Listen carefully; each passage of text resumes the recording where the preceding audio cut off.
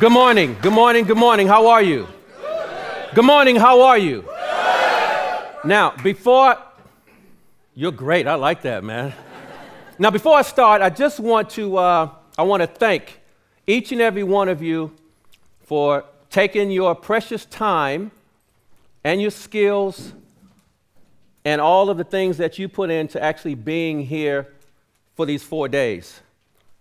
I speak all over the world, and it's very rare that I get an opportunity to perform, to speak in front of an audience who is hungry. You know what I'm talking about? Yeah. My man right here was going,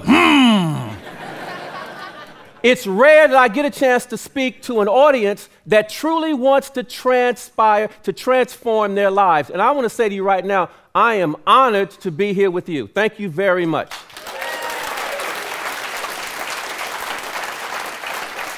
Now, first things first. Now, I was here yesterday for like 5-6 hours just trying to soak up the mood, and I listened to Jamie and my crew over there. There was a team over there. I think it was a fighting, what do you call it, the what? Freedom Fighters. The Freedom Fighters. I was hanging with them, and I want you guys to give my team some love. Come on, give them some love over there.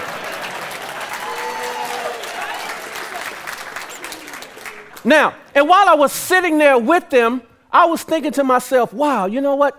I feel like they're not throwing enough out there. Like they're holding back for some reason. Because I noticed some of these other teams, you guys were gung-ho. You guys were in it, up and down, fired up. And I was thinking, maybe this team is maybe lacking vision to see what this 4 days is all about. Maybe you don't quite understand that in order to get something, you have to give something. You know what I'm talking about? And then I realized that today you guys were doing a vision poster, and you guys were going to do some artwork and some great stuff. And I thought, wow, I've done that before. Yes, seriously. And I was thinking to myself, you know what? You're going to shock them, because before The Secret became worldwide, international, before vision boards were in vogue, I had already done it. I was 9 years old. 9. I'm old now, but I was 9. At 9 years of age, I was sitting in my class in South Central Los Angeles, and I was sitting in the back of the classroom. And I was sitting in the back of the classroom because my teachers told me every day, Eric, you're stupid. Eric, you're dumb. Eric, you're never, ever, ever going to finish school. Don't raise your hand, son. Please go and sit in the back of the classroom. And of course, at 9 years of age, I moved to the back of the classroom. And I sat in my seat. And every day that teacher was teaching and kids were laughing. And me? No. Because I have no vision. I have no self-esteem. I don't know where I'm going. So I didn't say anything. And maybe that team over there didn't really put their hands up. Or maybe that team over there didn't jump out of their skin because maybe they just weren't sure what it was all about. But at 9 years of age, I sat in my seat day after day after day after day thinking to myself, maybe one day I will be able to put my hands up with pride and be able to say, yes, I got a future. But until I could believe that, why should anyone else? So I sat there, and then one day my teacher, just like Jamie McIntyre, just like 21st Century, gave me an opportunity to think about my future. So my teacher said, okay, this is what I want all you guys to do. I want you to take out those papers, and I want you to take those pens, take those crayons, and I want you to color. I want you to draw. I want you to make something that implicates where you want to be in your life. And I looked around me, and people on the right were just going to work. People on the left was going to work. People were laughing. They were joking. And I was sitting in my seat going, whoa, I'm going nowhere. And then finally I thought, okay, if this is what the teacher wants, I'll do it. And for all of you sitting in this room right now, great exercise is every year, start of the year, sit down by yourself, away from the noise, and think about where you want to go. Draw it, pictures, vision boards, put it up every day, talk to someone else about it. And then I went to work. I was an artist. Oh, yeah, I was good. Oh, I was nice. I was like, oh, yeah, you're good. And then all of a sudden I was like, yes, complete. What do I do now? I sat in my seat and I said, okay. And then the teacher got up and says, okay, this is what we want you to do. We want you to share what you've just put together, and we want you to share it with your class. And the first thing I thought was, oh no, people are gonna laugh at me. Anybody in this room ever been laughed at? Anybody in this room ever been criticized? Anybody in this room ever felt like, you know what, if I try to do that, I'm just gonna get kicked to the curb? Put your hands up. Anybody in this room ever felt like your ideas don't matter? Put your hands up. Anybody in this room, surround yourself with people who are always trying to pull you down, not letting you go to where you want to be? Well, that's where I was at 9. But now I realize, okay, there are other people out there who don't think like me. There are people out there who, you know what they're doing? They are crafting their vision. There are people out there who are reaching for the stars. There are people out there who don't care about what other people think. There are people out there who do more than me. So why should I expect to excel in my life? Well, I can't. Today, as you sit in this room, you're going to have knowledge, knowledge, knowledge, and knowledge. You're going to have tools, tools, tools, and tools. But before you can action those, you better have some vision. Vision, write this down. Vision without action is a dream.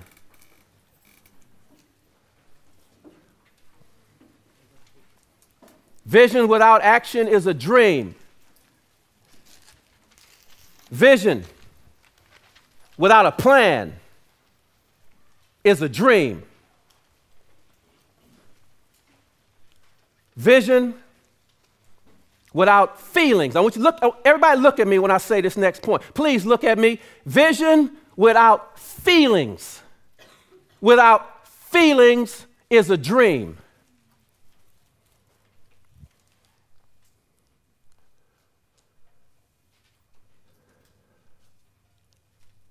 My teacher called on quite a few people to get up and share what they wrote. And I started to get smaller and smaller and smaller in my seat because I realized I wasn't on the same level. And then finally my teacher said, okay, there's some people in this room who don't have their hands up. And what I want to do is I want to call on those people because you're important. And the first person that this teacher looked at was me. I was like, oh no, not me. I can't show you this. And my teacher said, Eric, come here. I was like, no, please no, not me. And of course, people around me start pushing me. Anybody here been pushed when you weren't ready? How does it feel? Don't feel good, huh? You feel hesitant. You feel like, oh no, I gotta say, no, but they pushed me. And I got to the front of the room, and here I was standing there, and I had my paper, and as I had my paper, I was thinking to myself, oh, I don't want to show it. I just can't show it. No, this is not going to be pretty. And then all of a sudden, here I says, okay, my teacher said, Eric, show me your picture. I said, whammo! Look at the screens. Look at the screens now, and I want you to check out the screens. At 9 years of age, at age 9, this is what I saw. Notice when I'm going to die. Notice my grave. I'm not living too long. I'm going to jail. I'm going to sell drugs. I'm going to be unemployed. I'm going to live in poverty. You know why this was my dream? Because it was my reality, and my reality was I didn't have any vision. Everyone around me was negative, so I thought negative. This was how I lived my life. One of the main reasons why I'm showing you this is because however you live, however you believe, is what you become. You want to be financially secure? You want to have a great relationship? You want to do things for your community? You want to blossom in life? You need to make sure that everything around you is positive. And when I showed my picture, you know what everybody did? They laughed. And my teacher looked at me and said, "Oh, Eric, okay. That sounds okay." So my teacher said, "Go back to your seat." And I took my picture back to my seat, and on my way back to my seat, I was saying to myself, wow, okay, well, this is all that I can expect in life. Before I could get to my seat, a girl in my class, a total stranger, and boy, was she pretty. She stopped me and she said, "Give me that paper." She took it out of my hand, and I went back to my seat. A few more people got up on stage, and at lunchtime, I was outside, and this girl, she walked over to me, she grabbed me by my hand, and she said, "I see something different." She had some crayons, and she had a piece of paper, and she said, "Sit down." And right there on the playground, she put a crazy idea into my head. And the idea was I could be more than what I was seeing. So she helped me develop something different. And I've got that too. And I want to show you what she helped me write. And that's what it was. Look at the screen. She said to me, "You can be an athlete. You can play professional basketball. You can go to college. You can graduate from high school. You can have a career. But you have to see it before it can happen." Who knew that at 9 years of age, that one day, this black kid from South Central Los Angeles would play professional basketball? Who knew that one day I would play against Earvin Magic Johnson, the greatest basketball player ever?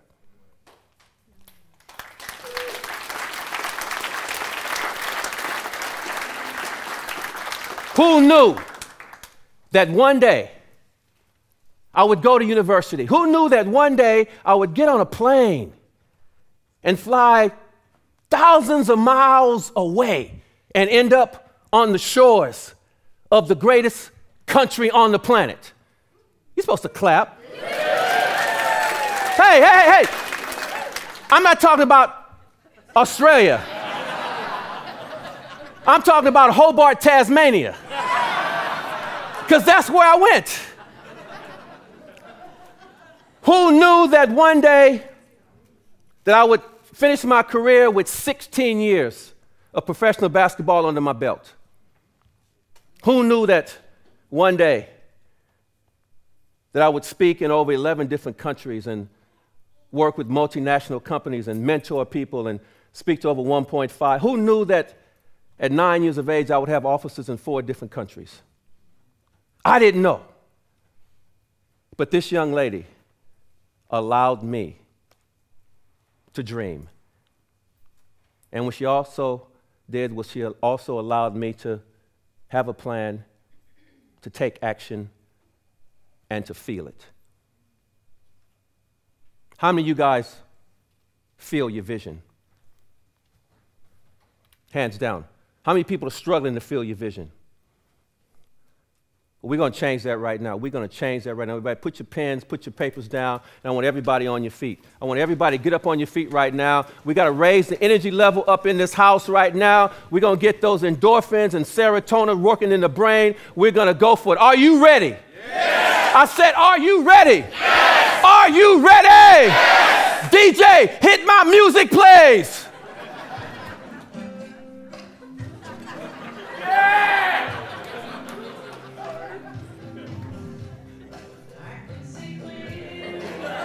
What?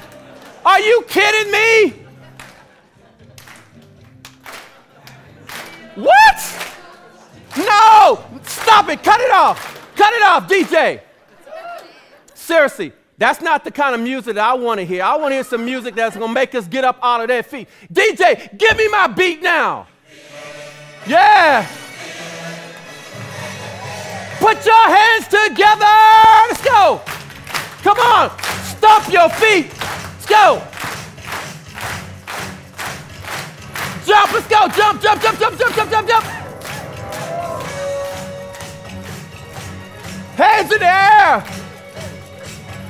On the count of 3, I want you to scream. 1, 2, 3. 1, 2, 3. 1, 2, 3. Turn to the person next and give him a high five. Now the person on the other side, give him a high five.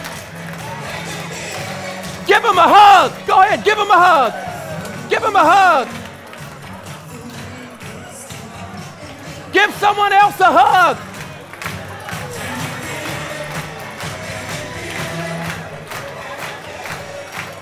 Okay, now, while the music is still going, I want to make sure that we've got the right side and the left side of our brain going. I want you right now, I want you to visualize your very first race in your life. Whatever it was, your first race. It could have been athletics, it could have been swimming, it could have been a homework assignment.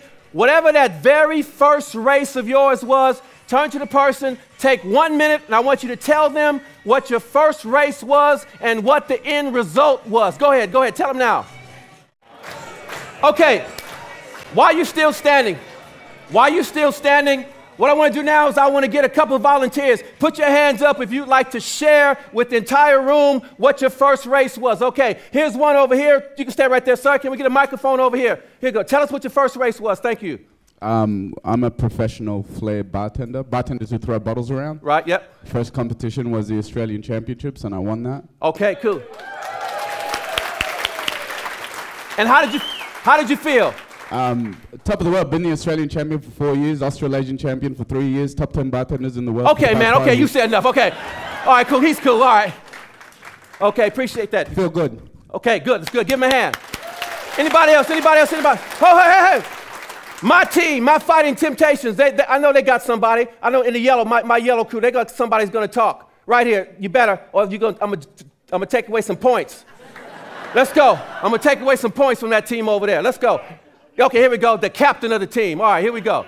Okay, my first competition was a karate competition in Victoria, and I came third because the other guy kicked me in the balls and got spot. All right, that's creative. Anybody else? Up here in the front, thank you, up in the front. Hi, Team 1, I'm on. My name's Joy. There you go, Team 1. I was in Africa for 18 months as a teenager, and one of the things that we did in the afternoon was swim in the pool. And one of the challenges was to swim a mile. That's where I learnt to swim because I was determined to finish, and I finished, and I've still got the certificate at home. It took about 3 times as long as anyone else. All right, good. One more. Anybody else? One more. Over here on the side, on the side. I remember my first race, and it was unplanned.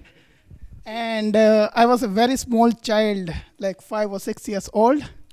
And with the bicycle tire, hitting with a stick. And I was just on the road, and there was a motorbike passing through. And I raced with that motorbike. And I don't know, he allowed me or I won, but I won that race. All right, cool. Thank you. Okay, you can be seated now. Now, let's go back to the start. Now, I asked you to tell me and tell everybody else in the room about your very first race, your very, very first race. Now, what you have told me has been amazing. I mean, it's just exhilarating. I feel good, and I'm sure you feel good. But you know what happens as we get older? We forget a lot, don't we? Now, stand up, please, stand up. Now, how you doing? Are you okay? Now, when I said we get older, I wasn't looking at you because of, no. I was looking at you because you had that eyes of knowledge and wealth of experience, and you can feel where I'm going with this, right? All right, let's give her a hand. Thank you very much. Yeah. So, I won't hold that against you. So here's the deal. First race. Some of you have talked about your first race. I'm going to talk to you about my first race. Now, yesterday, some of the points that Jamie was talking about was that you have to be flexible. You have to think creatively. You can't do the same things each and every day and get a different result. So what I'm going to do is I'm going to take you back to my first race. My very first race was 1960. Oh, yeah, I'm old. 1960, and my race started when my parents decided that they wanted to have me. Yeah. Now, I think you see where I'm going with this, right? Yes, that's when your race started. Yes, your parents had sex. I know, don't think about it, don't visualize that. But the point I'm trying to make was that's when you were off. And while you were visualizing the end result, which happened to be life, let me know you were not alone, because 300 million other little tatties was with you. Oh yeah, they were with you. And some of them was like kicking you. They were holding you. They were scratching you. You know why? Because they wanted what you wanted, and that was the ultimate goal, to have life. You with me on this so far? Now, while you were on that journey, guess what? You did not know about a word called can't. You didn't know a word called shouldn't. You didn't know a word called try again next week. Only thing you knew was success. What's it look like? So, obviously, I made it. I made it. Yeah, we all made it, because we all made it. Now, when I made it, I was like, wow, here I am. Okay, now let's get this thing off. Now, I'm on the podium. I want my gold medal, because when you win, you gold medal, right? You want a ribbon. You want to be acknowledged for winning, right? And all of a sudden, my father, he was going to be the person giving me the gold ribbon. He looked down at me and he said, oh, my son. He says, I'm so proud that you're here. Oh, man, you're going to be a basketball player. You're going to be a football player. You're going to be a baseball player. You're going to be heavyweight champion of the world. And my mother, she had a different idea. She was like, oh, son, you're pretty. I wanted a girl, but I'll settle for a boy. She said, you're going to be a doctor. You're going to be a lawyer. You're going to be an engineer. She says, oh, heaven forbid, you're going to be president of the United States. Hey, you know that's possible now, you know, right?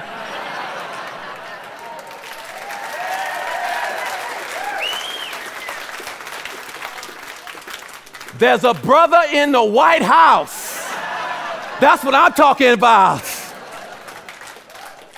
So, here I am, vision of my parents. But my vision right now is one thing. Give me some milk. I'm hungry. I need my nourishment. I want to be fed. So my mother took care of that, and then it was time. It was time for me to get ready. And then my father picked me up. He looked at me, and he says, oh, I'm so proud. And all of a sudden, my father's face went totally strange. My father looked at me with disdain. My father looked at me with embarrassment. My father looked at me with shock, horror. He put me down. My mother said, what's wrong? And then my father said, hey, this boy is deformed. My mother said, what do you mean? My father said, look at his legs. Look at his knees. Look at his eyes. There's something wrong with this child. They brought in a doctor. They brought in a nurse. They brought in a specialist. Before you know it, I had a team. I had a team of advisors. I had a team of people looking at me, punching and probing, and looking at me saying, okay, what are we going to do? Finally, the end result, the diagnosis was this boy is deformed. He will never run. He will never play sport. I'm sorry. All those dreams, all those goals, that vision you had for that child, it's never going to happen. My parents' vision for my future now was, it ain't going to happen for you.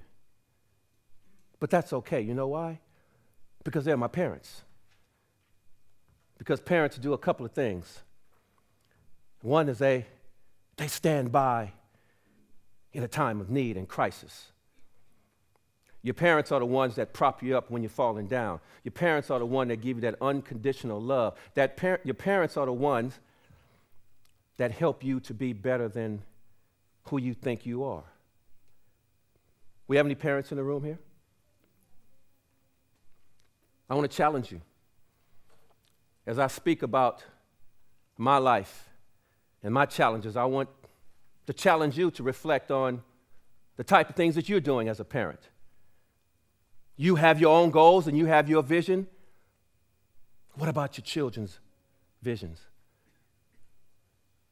My parents looked at me and said, son, no worries, no problem. We will be back tomorrow. And tomorrow when we come back, we're going to have a solution. My parents want to go home and rethink how they wanted to craft my life, how they were going to assist me, how they were going to help me be all that I can. Last Thursday before, November 26th, was my birthday. Thank you very much. It was my birthday, and let me tell you how I celebrated my birthday. My wife and my daughter, they organized a fishing trip for me because I love fishing. They made me breakfast in bed. They spoiled me, and they got me some gifts. But the one thing I wanted to do, which I do every November 26th, is I dress up really nice. I comb and brush my hair. Don't you laugh at my hair, man. You keep living and you'll be bald too. And then I got dressed, and then I waited downstairs in my home in Brisbane, and I waited for the door, for the knock on the door. I waited for the phone to ring. Because 49 years later, I am still waiting for my parents to come back and say, son, we're here. I'm waiting for my parents to say, son, our vision for you then, we couldn't craft a good one, but we're back now. I'm waiting for my parents to walk into my life and say, hey, you know what, son? We're so proud of what you've become. That was my first race. But at age 49, I've got my own vision now. I've got my own goals and dreams and aspirations, and I have a plan, and I'm actioning it, and I'm trying to get it done. The reason why I'm telling you this is because, well, maybe I shouldn't assume. Anybody in this room ever felt abandoned before? Hands up if you felt abandoned in any way. Hands up if you have felt isolated before in any way. Hands up if you have been left out of something that you really wanted to be involved in any way. You know, I'm here today because I'm giving you everything that I got. You know why? Because tomorrow isn't promised. I'm here right now with you guys is because I want you to achieve your goals and your dreams. I want you to be the best that you can be. And in order for that to happen, you have to take ownership. You have to be accountable. There are a couple points that I want you to consider. We got this going? Okay, write this down, please. Vision. What you see is what you get. If you see negativity, if you don't have positive things in your life, then whatever you surround yourself with, that's what you become. Be careful what you wish for because you just might get it. And that's why I've said now that vision without a plan is just a dream. Next point. Adapt to life's challenges.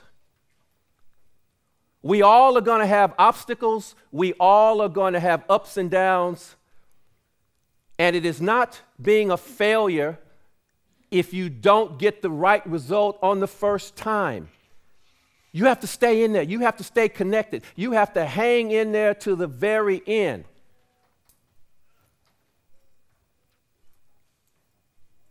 You can't control outcomes, so accept them as means to broaden your opportunities.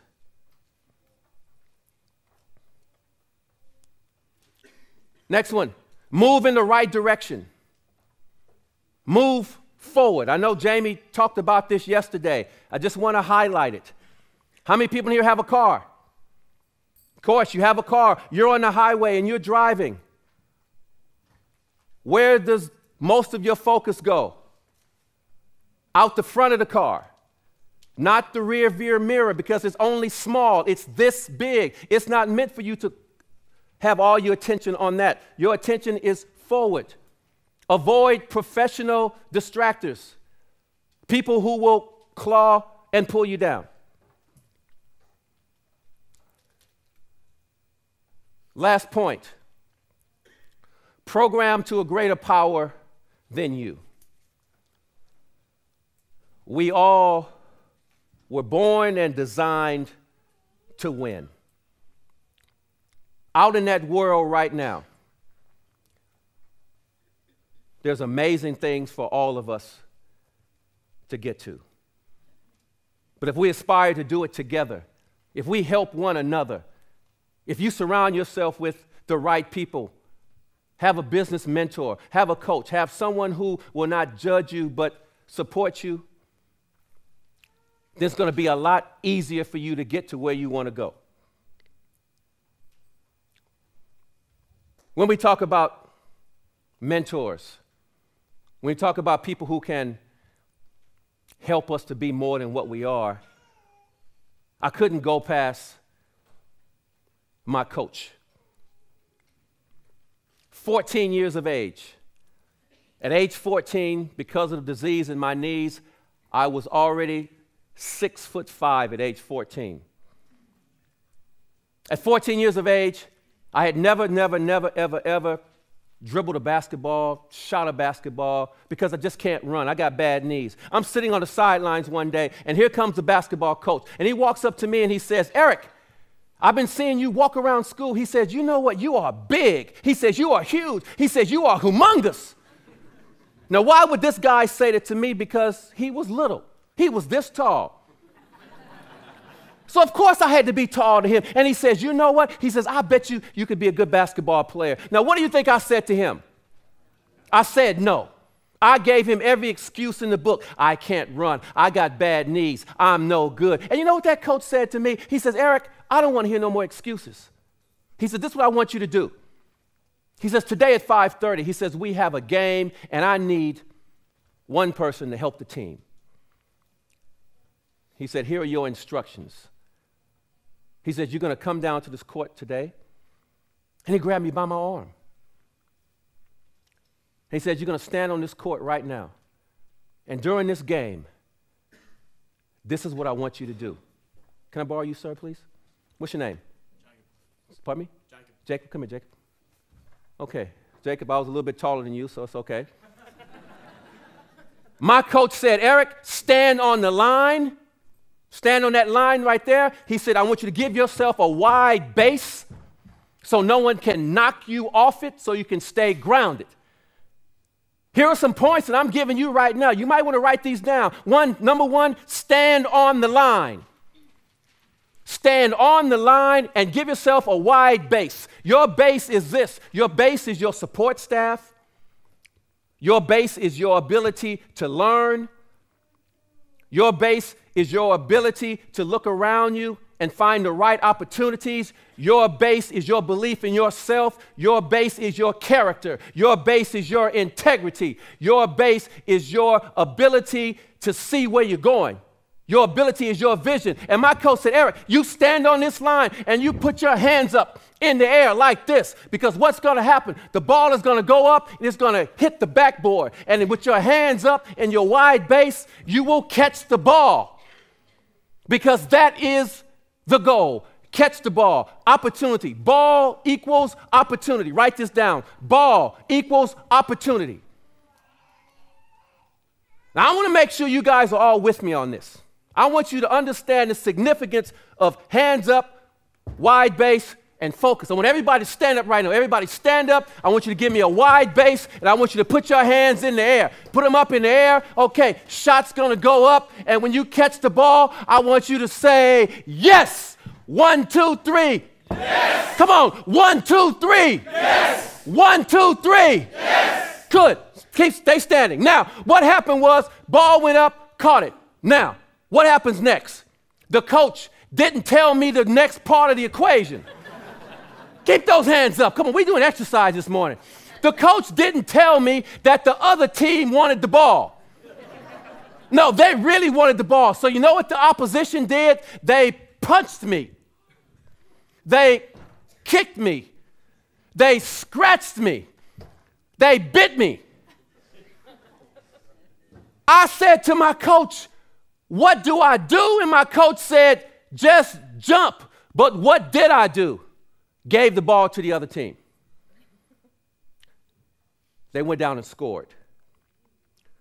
My coach called a timeout. He grabbed me and said, Eric, I want to tell you one thing, and one thing only. Today is your opportunity. 4 days. 3 days left. You got opportunity.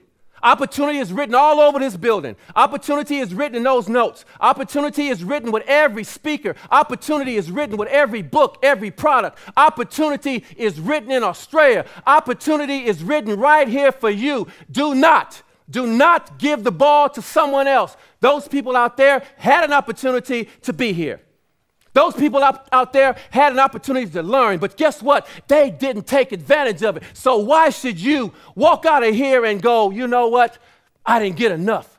Get it all. My coach said, go back on the court and do it right. So I went back on the court, and guess what those kids did? They punched me. They kicked me, scratched me, bit me.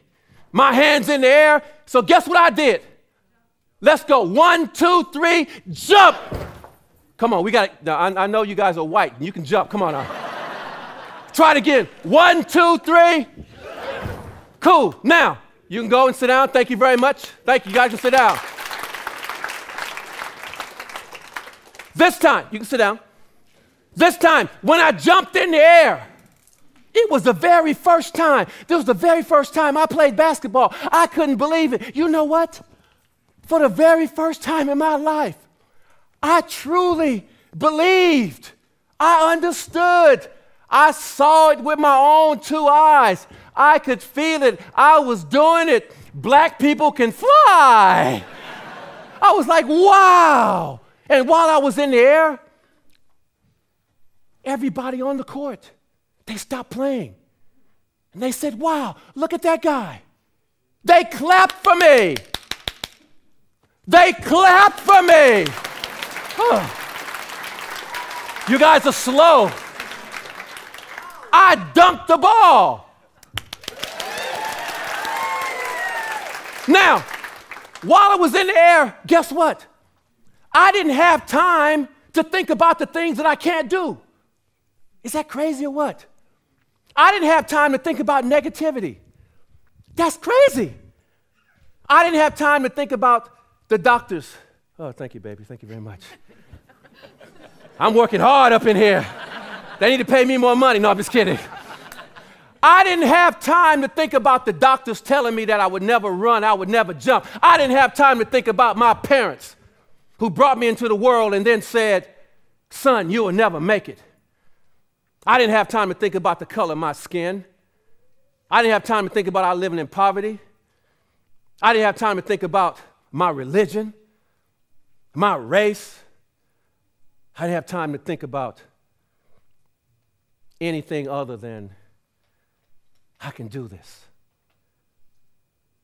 Not only can I do this, And the reason why I like my team over there who's got some issues, they got some issues, but I still love them anyway. The reason why I like them so much is because when I was sitting in the back, one of the young ladies over there, stand up young lady, stand up, so I don't know your name, stand up, stand up. This young lady right there, she was really like going, woo! I sort of got on their case, and they changed their name from Just Do It to Just Did It. Oh, that's powerful. And I know this videotape, this DVD is going to a lot of people at home and around the globe. But I want to tell you something right now. The most powerful feeling that you can have, whether you're sitting here or you're at home, is understanding that, you know what? You just did it. You got it done. And I want all of you after these 4 days to go out into the world in whatever area, whatever you want to do, and I just want you to do it. Get it done. I did it. I dunked that ball. I was all happy. I was all excited. Had a big Michael Jackson afro then. It was blowing in the wind. I was looking pretty good. The cheerleaders were clapping. I was like, yo, baby, how you doing? We'll be talking later. And then all of a sudden, I realized something. After I'd accomplished it, I was like, uh-oh, I've got to come back down to earth now. What's going to happen? Will I be able to do it again? But then I realized something else. I'm going to land on the ground, and there's my opposition. I got big feet. Yeah, I squashed them all. It's a good feeling when you squash the opposition. You're in charge. After I did that, for the rest of the 40 minutes, I ran up and down. I was dunking the ball, and I was looking for little kids. Oh, yeah. Oh, yeah. I squashed them all. And at the end of the game, because I never practiced before, because I never played basketball, I didn't know what to expect. I didn't know whether I'd done a good job or a bad job. So I went over to my coach, and I said, Coach, listen, look, I'm really sore. I got cramps, man. Little kids got bite marks on me, man. I've been scratched. I don't know. Did I do the right thing? And my coach, remember what I told you about him, right? My coach was little. He was this tall. He was white. But now he was even whiter. He looked like Casper the Friendly Ghost. I said, Coach, how did I do? And he couldn't speak. I said, Coach, I'm so sorry. He said, he couldn't speak. I said, Coach, I didn't mean to kill those kids. I didn't. He said, no. He said, you just scored 73 points by yourself.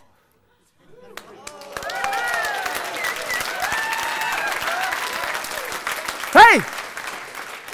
But remember, I never had a vision. I had never done anything like that before. I didn't know what to do. So the first thing I said was, I'm sorry. He said, no. He said, that was amazing. And of course, oh yeah, thank you very much, Coach. I know that was good. Thank you very much. Now, the next part of this is about what do you do when you actually can see some success. Do you sit back and let people tap you on the shoulder and go, yeah, I'm good? You might dabble into the share market. You might do some property deals, and you might make some wise investments, and all of a sudden you get a nice return, and you might like, oh, I'm awesome. I don't need no more help. Jamie yesterday talked about controlling, having a little ego. When you got a vision, there's no ego. There's you, there's the goal, there's the program, and it's you inviting other people to assist you along the way. My coach told me what I had to do now was I had to commit. I had to join the team. My coach told me that I would now have to train 5 hours a day. My coach told me that I would now have to have study halls so I could raise my grades so that I could get to college. My coach told me now it was all about what I was prepared to put into what I wanted to do so I could be where I wanted to go. My question to you is this. Yesterday and today, and tomorrow and the next day, the question will be asked, what are you going to do with the amount of knowledge and the tools that you've been given today? I chose to commit. And that's why I was able to avoid professional distractors. That's why I started wishing for things that I knew I was ready for. That's why I allowed other people to help me along the journey. That's why I was able to adapt and overcome adversities and struggles. That's why I'm standing here right now. Not because I had a whole lot of talent, a whole lot of skill. No, I didn't. I was the hardest working person on the planet. When people were sleeping, I was training, I was working out. Look at me. I'm just like you. I am an Australian citizen.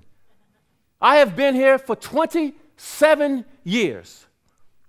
The color of my skin is not who I am. My height is not who I am. My shoe size, even though it's pretty big, is not who I am. Me playing professional basketball is not who I am. Who I am is a person who have rode the roller coaster of life to achieve something great for me. My greatness is being here right now in front of you. My greatness is having the knowledge that I can help someone else change the way they think. My greatness is knowing that every day I get up and I look in the mirror, and yes, my parents decided they didn't want me. But you know what they did do? They at least gave me life. They gave me an opportunity to at least have a journey, maybe not with them, but with someone else. And I was fortunate. I was blessed that a couple days later, two total strangers walked into the hospital, saw me, big baby, hands, legs going everywhere, deformed knees. And they looked at me and they said, you know what?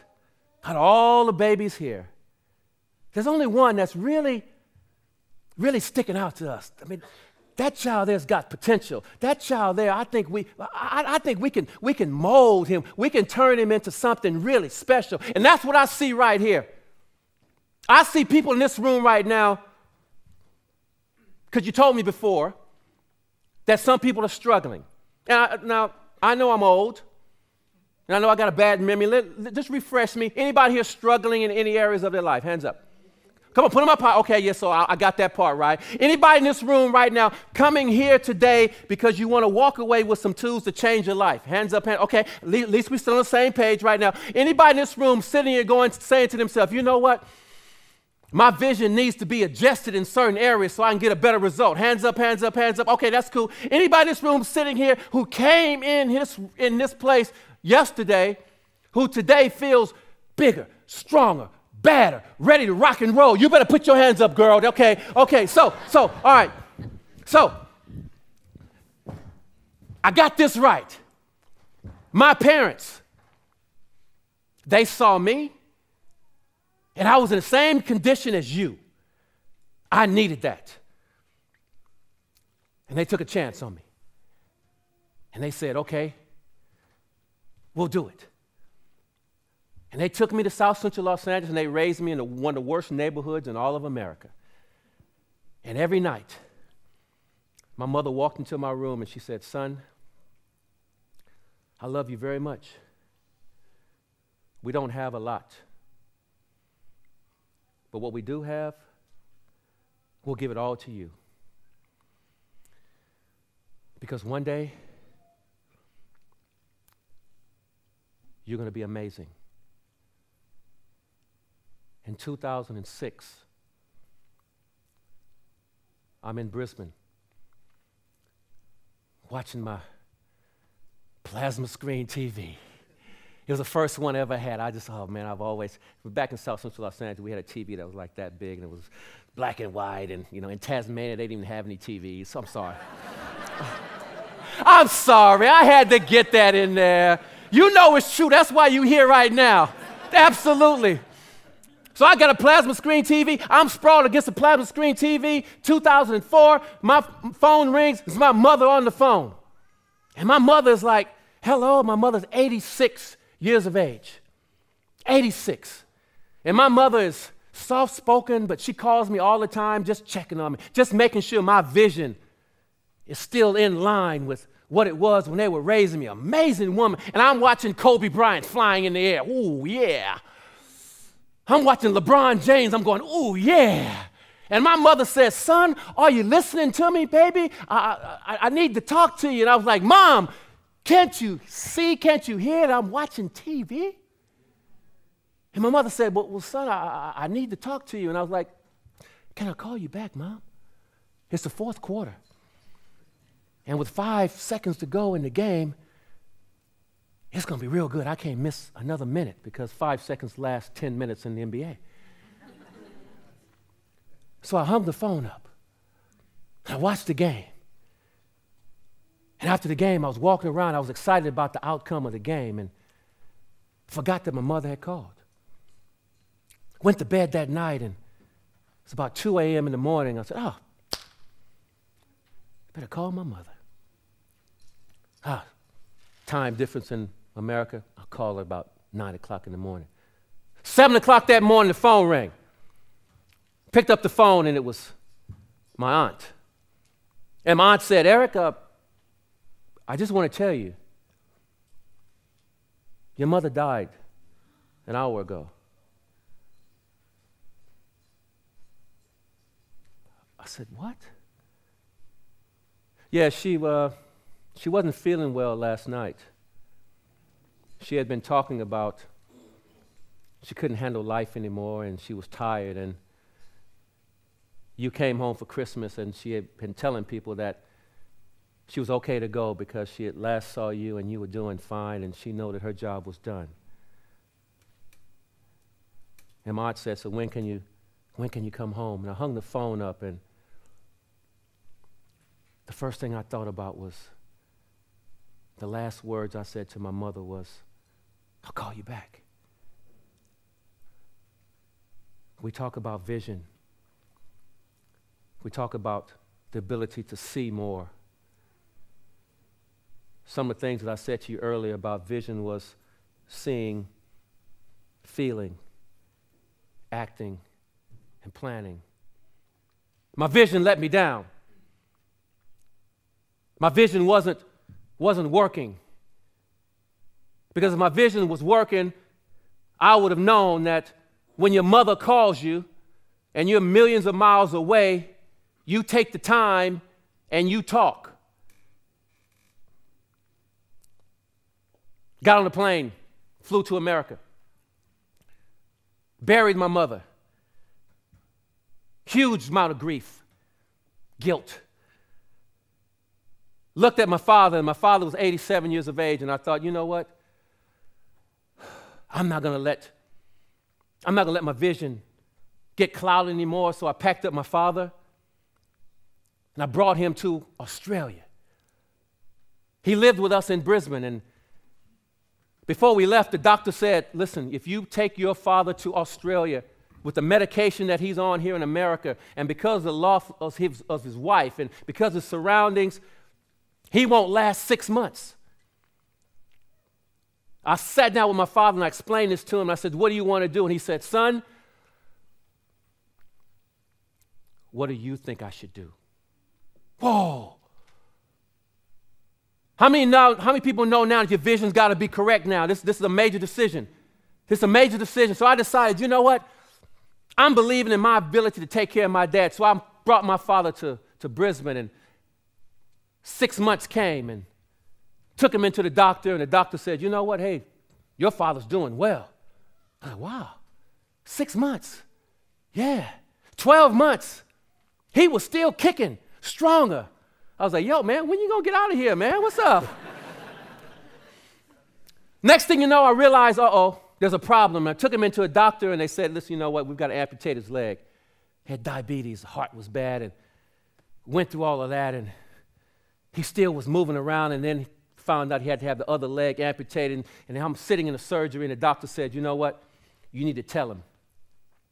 We had him in assisted living at this particular time, and went in and was going to tell him. And I looked at him and said, Dad, I'm sorry, but you're going to lose your other leg. I'm 6'6". I was looking at him. I was crying. I was like, oh, no. It was 4:30 in the afternoon. He says, get out of my room. He says, come back at 5 o'clock.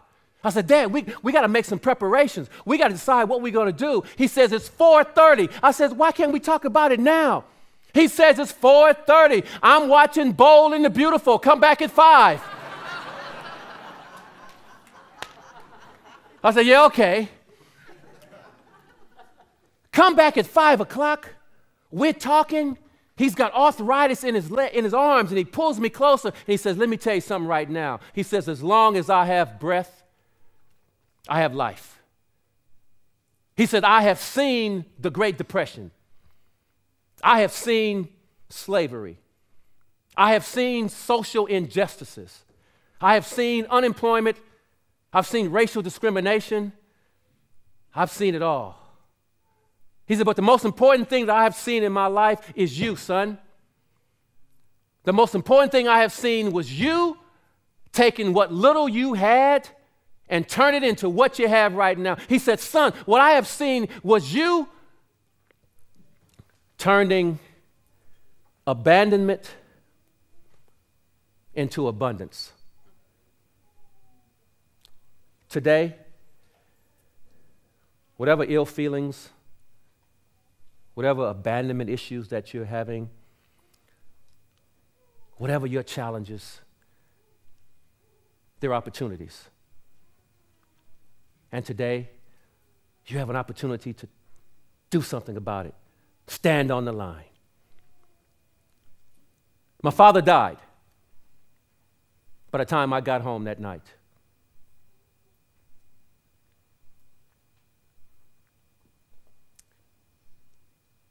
That night, the only thing I thought about was, the last things he told me was, as long as you have breath, you have life.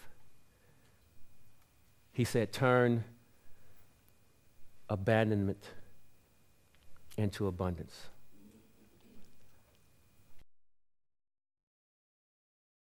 I want to encourage each and every one of you to stand on the line and fight and reach for your opportunities. Seek out new opportunities. Embrace knowledge and change. And once you can do those things, trust me when I say this, you will see a dramatic increase in your life. And once you start to see those changes, once you start to embrace all of those things, you will put yourself in a position then to pass it on, to help your communities, to help your families. We all were put here, designed, created to be more than just average. But extraordinary things don't just land on your doorstep. You got to go out and you got to take it. From the bottom of my heart, and in all that I am about as a speaker, as a coach, and as a mentor, as a human being, my vision in my life now is to affect and add value to the lives of everyone that I'm blessed to speak in front. You know why? Because two people who weren't blood related, who never knew me, walked into a room and said, I believe in you. If they can believe in me and stand by me, then I want to do what they have done for me, for each and every one of you. Thank you very much.